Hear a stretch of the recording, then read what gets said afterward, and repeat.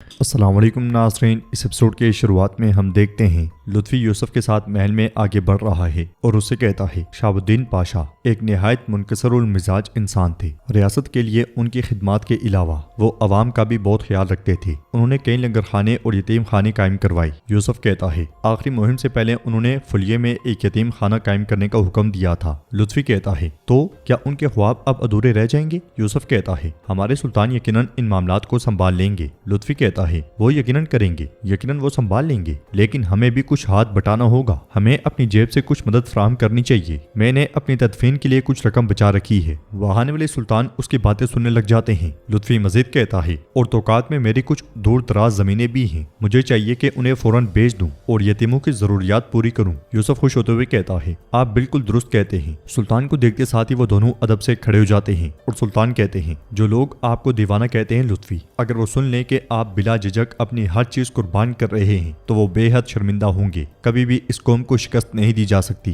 کیونکہ اس کے ہر فرد کا دل کشادہ اور فیاض ہے۔ جو لوگ مسکراتے ہوئے موت کو گلے لگا لیتے ہیں وہ جانتے ہیں کہ ان کے پیچھے ایسے دوست ہیں جو ان کی چھوڑی ہوئی چیزوں کی حفاظت کریں گے، اور وہ دوست اپنے وعدے یوں نبھاتے ہیں جیسے یہ ازل سے طے ہو۔ شکریہ لطفی، میں اس کی قدر کرتا ہوں۔ یہ کہتے ساتھ ہی سلطان آگے بڑھ جاتے ہیں۔ بوگومیل گاؤں میں ولاد روین کے ساتھ آگے بڑھ رہا ہے اور کہتا ہے تو یہاں بھی تمہارا ایک جاسوس موجود ہے نا؟ اگلے لمحے وہ پیدری کے پاس پہنچتے ہیں اور اس کے ساتھ چل پڑتے ہیں۔ کچھ دیر آگے بڑھنے کے بعد وہ چھپ کے ایک گھر کو دیکھنے لگ جاتے ہیں اور پیدری کہتا ہے سرائے والے نے جس جاسوس کے گھر کا ذکر کیا تھا وہ گھر اسی گلی کے موڑ پر ہے۔ گھر کے اندر وہی شہزادی یعنی کہ کیتھرینیا کی بیٹی روز کلیو کے ساتھ بیٹھی ہوتی ہے اور کلیو سے پوچھتی ہے کیا میری ماں نے تمہاری بات مان لی؟ کلیو کہتا ہے ملکہ کیتھرینیا، ہم سب انہیں جانتے ہیں، وہ آسانی سے کسی پر یقین نہیں کرتی، وہ کچھ عرصہ ہم پہ نظر رکھیں گی۔ کلیو کا ساتھی کہتا ہے تمہیں خود کو ظاہر نہیں کرنا، تمہیں خود کو نظر نہیں آنے دینا چاہیے کلیو، ورنہ وہ شہزادی کے بارے میں جان جائیں گے۔ روز کہتی ہے تمہارا ساتھی زوکو ٹھیک کہہ رہا ہے، تمہیں کچھ عرصے تک لوگوں کے سامنے نہیں آنا چاہیے۔ پھر پوچھتی ہے کیا میری غیر موجودگی میں اور بھی کچھ ہوا ہے؟ کلیو کہتا ہے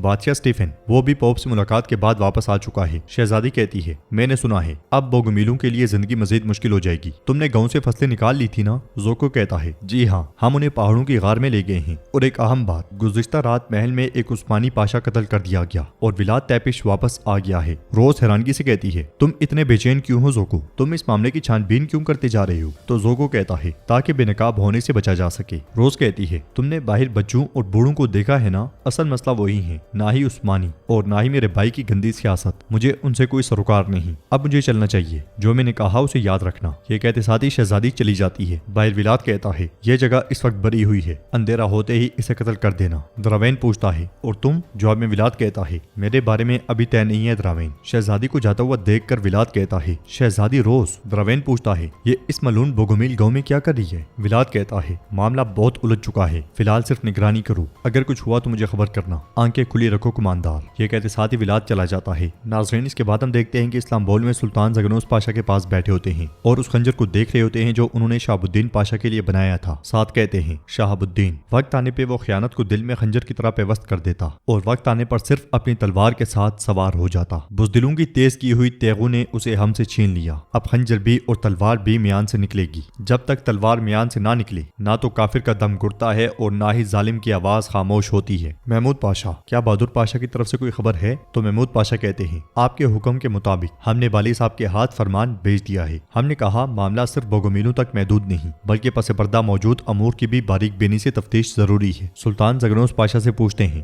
رادو کا کیا ہوا؟ تمہارے خیال میں کب وہ اپنے بھائی اس باغی ولاد کا سر ہمارے قدموں میں ڈالے گا؟ زگنوس پاشا کہتے ہیں ایورانوس اوغلو ذاتی طور پہ سفیر بن کر گئے ہیں میرے سلطان، انہوں نے آپ کا فرمان پہنچا دیا ہے، مجھے امید ہے کہ وہ بہت جلد اس کا سر نیزے پہ سجا دے گا۔ سلطان کہتے ہیں یہ آسان نہیں ہوگا مگر یہ ہو کے رہے گا، یا تو وہ ولاد کا سر بھیجے گا ورنہ رادو کا سر بھی ہمارے نیزوں کی نوک پر سجے گا۔ پھر محمود پاشا سے کہتے ہیں میں نہیں چاہتا کہ طرابزون کی جنگ جیسے کسی ایک مسئلے کو بھی دوبارہ دیکھوں، اب اس لمحے سے ہمارے سامنے ایک ایسی جنگ ہے جس کا انجام غیر یقینی ہے۔ محمود پاشا کہتے ہیں فکر نہ کریں سلطان، آپ کا خادم محمود ہر خلا کو پر کرے گا اور ہر کمی کو پورا کرے گا انشاءاللہ۔ آپ کے پاشا، سرداران اور آغا سب اپنے فرائض احسن طریقے سے ادا کر رہے ہیں۔ ناظرین، اس کے بعد ہم دیکھتے ہیں کہ اکنجی قبیلے میں مصطفیٰ بہادر پاشا سے کہتا ہے، میخائیل اغلو احمد صاحب، آپ کے حکم کے مطابق اس نے نیمچے پر چھاپوں کی تعداد بڑھا دی ہے میرے پاشا۔ بہادر پاشا پوچھتے ہیں، خوب، ترحان اغلو کا کیا حال ہے؟ مصطفیٰ کہتا ہے، انہوں نے وہ چھاپے جو کبھی تیران تک پہنچے تھے آپ کوتون کے ساحلوں تک پھیلا دیے ہیں میرے پاشا۔ وہ کفار کو سانس تک نہیں لینے دے رہے۔ باہر بالیبے سپاہیوں کے ساتھ قبیلے پہنچتے ہیں اور خیمے کی جانب بڑھ رہے ہوتے ہیں کہ بہادر پاشا خیمے سے باہر آ جاتے ہیں اور پوچھتے ہیں، بالی صاحب خیر ہو، کس ہوا نے آپ کو یہاں لا پھینکا؟ تو بالیبے فرمان دیتے ہوئے کہتے ہیں، یہ ہوا نہیں تھی میرے پاشا، طوفان کہہ لیجیے اسے یا آندھی۔ شہاب الدین پاشا وہ شہداء کے کارواں میں شامل ہو گئے ہیں۔ یہ سنتے ساتھ ہی بہادر پاشا چونک جاتے ہیں اور کہتے ہیں، کیا آپ کیا کہہ رہے ہیں بالی صاحب؟ پاشا بوسنیا میں بطور سفیر گئے تھے، کس نے کیا یہ؟ بالیبے ان سے کہتے ہیں، اسٹیفن کے محل سے واپس آتے ہوئے بگومیل کے لوگوں نے ایک بزدلانہ جال بچھایا، ہمارے پاشا اور ان کے بہادر ساتھی بھی۔ بہادر پاشا کہتے ہیں، اب ہماری قسمت میں بدلہ لکھا ہے، مصطفیٰ تمام بہادروں کو خبر بھیج دو، سب اپنی تیاریاں کر لیں، ہم سفر پہ نکلیں گے، اب بدلے کا وقت ہے۔ ادھر سلطان محمود پاشا سے پوچھتے ہیں، شہاب الدین پاشا کی شہادت کے بعد جو جگہ خالی رہ گئی ہے تم اسے کیسے پر کرنے کا سوچ رہے ہو؟ تو محمود پاشا کہتے ہیں، 1/4 صدی کا خلا آسانی سے نہیں بڑھتا میرے سلطان، ریاست بے مستقل مزاجی پر قائم ہوتی ہے تو اس لیے گنبد کے نیچے ایک نیا پاشا ضروری ہے۔ زگنوس پاشا پوچھتے ہیں، شہاب الدین پاشا کی شہادت کو کون موقع سمجھ رہا ہے؟ دروازے کھولے سلطان کے پاس آئے اور اقرار کرے، کیا وہ مال، دولت اور عہدے کے لیے تھوڑا اور انتظار نہیں کر سکتے تھے؟ سلطان انہیں تسلی دیتے ہیں، مگر محمود پاشا کہتے ہیں، زگنوس اپنی حد سے آگے بڑھ رہی ہو۔ سلطان کہتے ہیں، زگنوس کا درد ہم سب کی طرح تازہ ہے، اس کا دل انگاروں جیسا ہونے کی وجہ بھی یہی ہے، لیکن جو آپ نے کہا وہ ذرا بھر بھی غلط نہیں ہے محمود پاشا، آپ کے ذہن میں کون ہے بتائیں؟ محمود پاشا کہتے ہیں، میرے سلطان، جیسا کہ آپ جانتے ہیں مرحوم مہمات کے دوران بہت سی خدمات انجام دیتے تھے اور اپنی طاقت کا مظاہرہ کرتے تھے، اب کوئی ایسا چاہیے جو ان کی کمی محسوس نہ ہونے دے اور پہلے کی طرح نظم و ضبط قائم کر سکے، تو اس وجہ سے میں سمجھتا ہوں کہ دوغان اس ذمہ داری کے لیے موزوں ہیں، ان کا دل بہادر اور نظریں تیز ہیں۔ سلطان پوچھتے ہیں، کیا دوغان کی اس میں رضامندی ہے؟ محمود پاشا کہتے ہیں، ہم نے سنا ہے کہ ان کی نظر اور کان دونوں اس پر ہیں، لیکن شاید ان کی بہادری کی شان کی وجہ سے وہ خود اقرار نہیں کرتے، ہاں اگر آپ حکم دیں گے تو وہ خوش ہو جائیں گے۔ یہ سن کے زگنوس پاشا کو بہت غصہ آتا ہے۔ ادھر دوغان سرحد کے ساتھ آگے بڑھتے ہوئے کہتا ہے، شہاب الدین پاشا کی شہادت اور ولاد کی بغاوت کا مطلب جنگ دروازے پر ہے سرحد، جنگجو کا عزم اس کی کلائی کی طاقت میں ہوتا ہے، جب جنگ دکھائی دیتی ہے تو ساری تھکاوٹ اور سستی ختم ہو جاتی ہے اور اللہ کے حکم سے سب بہادر بن جاتے ہیں۔ آگے بڑھتے ہوئے وہ دیکھتا ہے کہ سپاہی ایک دیگ رسیوں کی مدد سے نیچے اتار رہے ہیں۔ دوغان پوچھتا ہے، کیا گزشتہ ہفتے دیگوں پر کلی نہیں کی گئی تھی؟ سرحد کہتا ہے، کی گئی تھی آغا۔ دوغان پوچھتا ہے، تو پھر وہ انہیں کیوں اتار رہے ہیں؟ جواب میں سرحد کہتا ہے، محمود پاشا کو حکم ہے، انہوں نے بغاوت کی نشانی دیگ کو باورچی خانے میں رکھنے کا حکم دیا ہے۔ دوغان غصے سے کہتا ہے، او جاگ پر سایہ میرا سایہ ہے، حکم میرا حکم ہے، کیا تم نہیں جانتے؟ سرحد کہتا ہے، ہم جانتے ہیں لیکن، تو دوغان اس کی بات کاٹتے ہوئے کہتا ہے، تم جانتے ہو لیکن کیا تم لوگوں سے یہ کہلواؤ گے کہ دوغان دوسروں کے ہاتھوں کی کٹ پتلی بن گیا؟ سرحد کہتا ہے، لیکن آقا، کہنے والا بھی بڑا وزیر اعظم ہے۔ دوغان کہتا ہے، میں بھی دوغان ہوں، فوری طور پر دیگ کو اس کی جگہ پہ رکھ دو ورنہ تم سب کو دیگ میں ابال دوں گا، محمود پاشا کو پلا دوں گا۔ یہ سنتے ساتھ ہی سپاہی دیگ کو واپس اٹھا لیتے ہیں۔ ادھر آگے بڑھتے ہوئے زگنوس پاشا محمود پاشا سے کہتے ہیں، تم اگر پرانے زمانے میں رہتے ہوتے تو تمہارا نام نظام الملک لیا جاتا محمود پاشا۔ محمود پاشا پوچھتے ہیں، میری صدارت کی وجہ سے؟ زگنوس پاشا کہتے ہیں، نہیں، تمہاری سیاست کی وجہ سے۔ محمود پاشا رکتے ہوئے پوچھتے ہیں، بتاؤ ذرا میری سیاست کیا ہے، ہم بھی تو جانیں۔ زگنوس پاشا کہتے ہیں، جب سے تم آئے ہو تم نے ہر جگہ اپنا سایہ پھیلا دیا ہے سوائے اوجاگ کے۔ ہر کوئی جانتا ہے کہ سیاسی طور پہ طاقت حاصل کرنے کے لیے تمہیں اوجاگ کو بھی اپنے پیچھے لینا ہوگا۔ تم دوغان پہ قابو نہیں پا سکے، اب اس کی جگہ تم ایسا آغا چاہتے ہو جس پر تم قابو پا سکو۔ مہر تمہارے پاس ہے، پگڑی تمہارے پاس ہے، جسے چاہو جہاں سے اٹھاؤ اور جہاں چاہو رکھ دو، لیکن یہ شہاب الدین کے خون کے ساتھ مت کرو۔ محمود پاشا کہتے ہیں، جاندارلی مر گیا، اس کی سیاست تمہیں ورثے میں ملی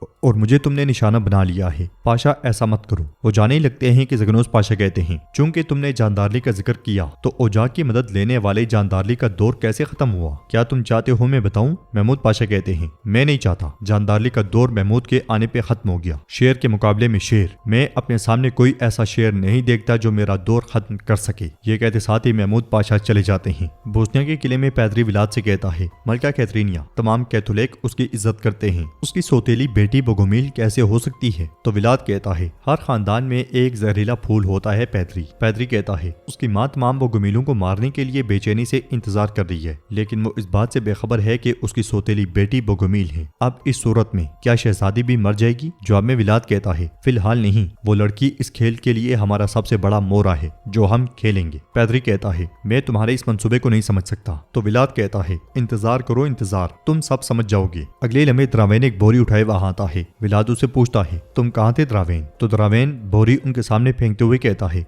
2 सर थे जो लेने थे, मैंने ले लिए, सुरमा कलियू और जासूस जोको। ये शहजादी रोज के आदमी थे। विलाद पैदरी से कहता है कमांडर क्या मैंने कोई ऐसा हुक्म दिया था? यह सुन के पैदरी द्रावेन से कहता है तुम किस चक्कर में हो द्रावेन? द्रावेन कहता है मैं क्या करता, आप लोगों की तरह महल की राहदारियों में सियासत करता। तुम लोग मंसूबे बनाने में मसरूफ रहते हो, मैं हरकत में आता हूँ और अपना काम खत्म कर देता हूँ। यह सुनते साथ ही विलाद बहुत गुस्से में उठता है। द्रावेन को गुस्से में देखता है, उसके दिल पे हाथ रखता है और आगे बढ़ जाता है। अब इसका क्या मतलब समझें ये विलाद ही जाने। और नाजरीन एपिसोड भी इख्तिताम पजीर हो जाती है। वीडियो पसंद आए तो लाइक कर दें, शेयर कर दें, सब्सक्राइब नहीं किया हुआ तो सब्सक्राइब करने के साथ साथ घंटी वाले आइकन को दबाना मत भूलें।